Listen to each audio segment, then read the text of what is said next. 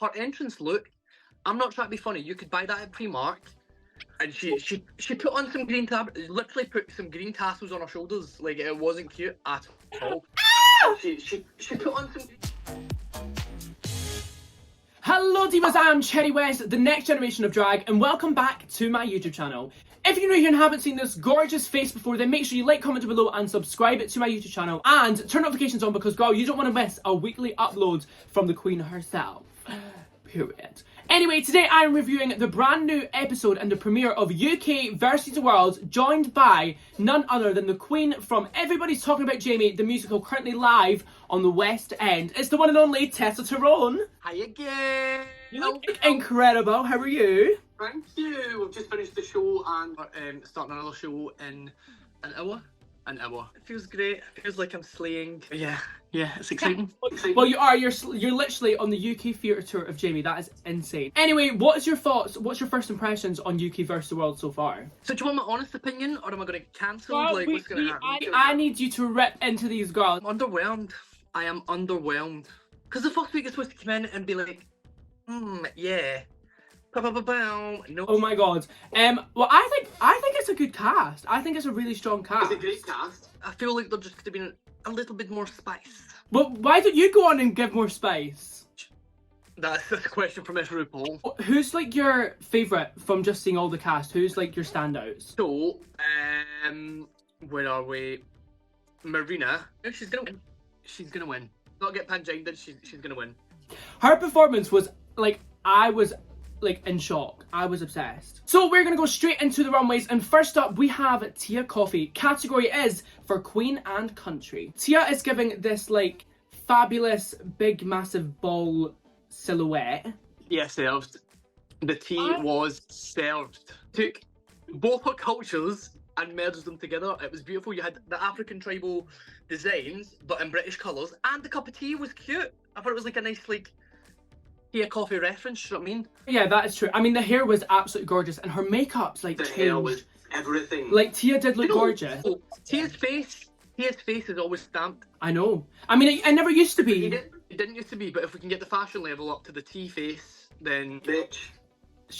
I think she could like really do well this season, and you can tell she's like the narrator of the season. Like, she's gonna bring the confessionals. The personality is always, even in the first round, that's what got through. The personality, it was nothing else. In the talent show, Tia did an original song. Now, her stage presence, I think the nerves took over her, but like the song is, I'm obsessed with the song. The song is great. What wasn't great was the diction.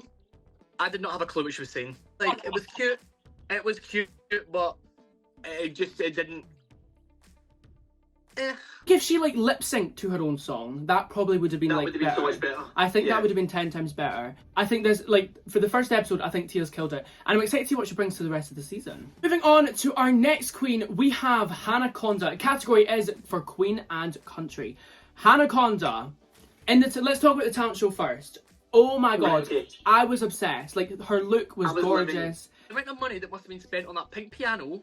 That's what I thought. I did love that she was like, you can see that I'm not playing it, so let's move along. That was comedy gold. And then when she snatched away the dress reveal. Obsessed. But yeah, she looked absolutely gorgeous. In the runway, she was obviously doing Priscilla, Queen of the Desert, which is kind of like musically similar to Jamie. Yeah. A little bit. It's drag. Yeah, it's a bit drag. It's some pop music. And I think it was really smart to do like that reference, because obviously that's like down under, like Australian vibes. I liked as well that she took both cultures. She took the Aborigine design and put it into the dress. It was beautiful. When Rue made the joke about blowing off Smurfs, I was... Oh my god, that was so funny. I was not expecting that. But I think this was a really strong week for Conda. And again, she's going to be like Tia. Like, she's going to really like give a redemption. Moving on to our next queen. Category is for Queen and Country. It's Arantxa Latina La Mancha. Let's hope I'm saying that right. If not, now this look was like very traditional Spanish. I thought she looked gorgeous, and I loved like the finger wave wig. Cute. I just think it was kind of mismatched. I mean, it was nice. It was nice, and she looked really pretty.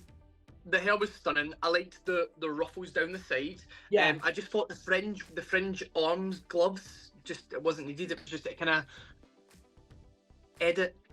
It was a bit tacky. In the talent show, she was teaching people how to pronounce her name, which clearly didn't work for me.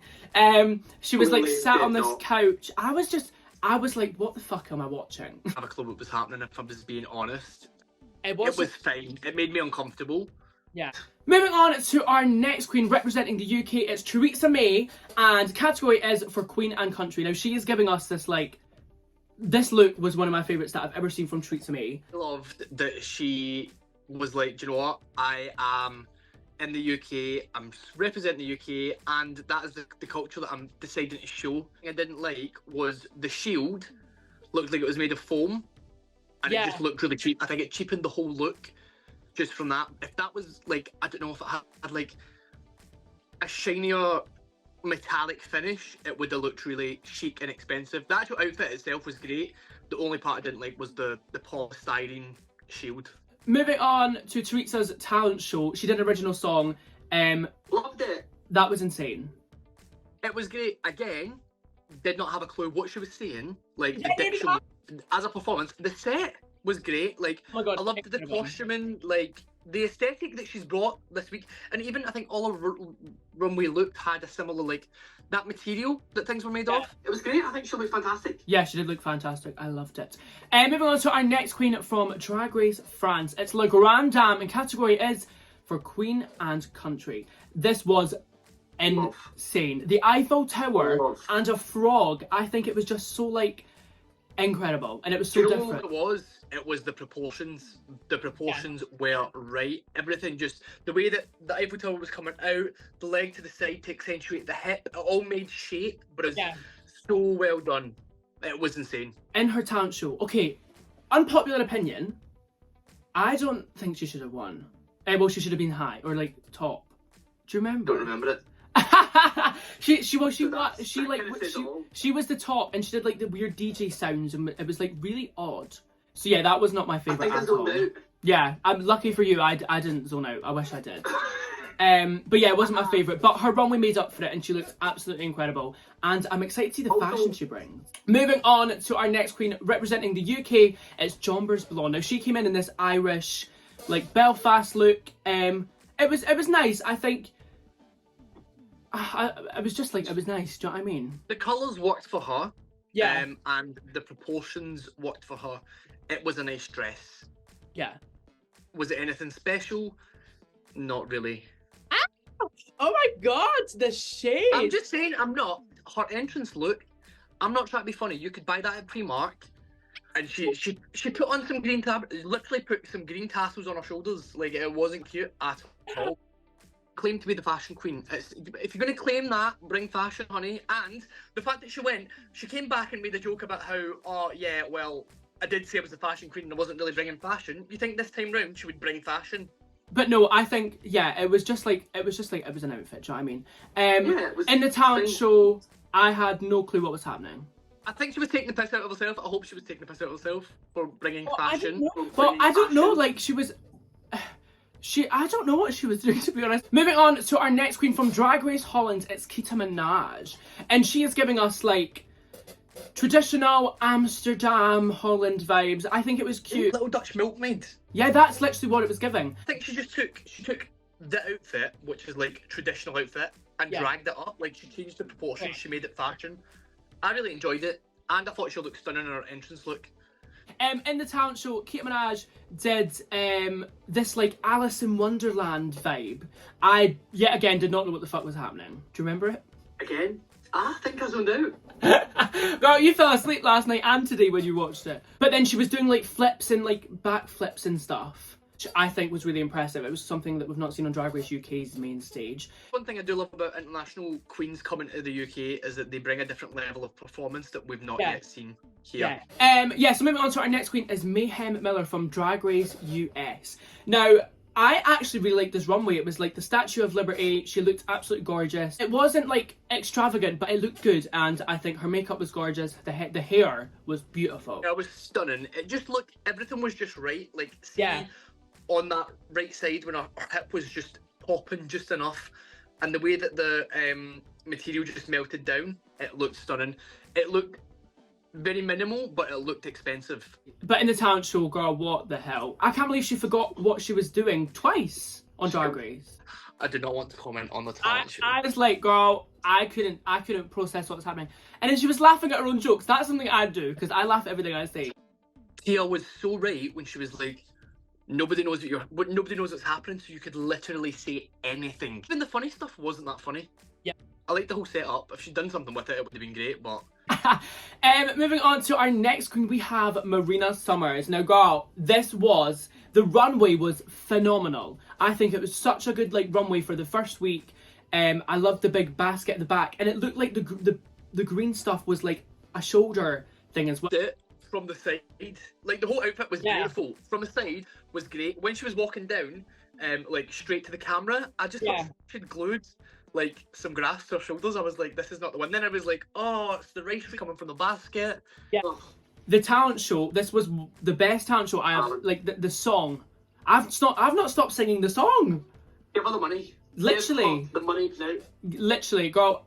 She's already. I don't have it, but I'll give her it. She's already the fan favorite. Do you know what I mean? She is up there. She's incredible, and I'm so excited to see what she does this season. Moving on to the next queen to walk into the workroom was Scarlet Envy.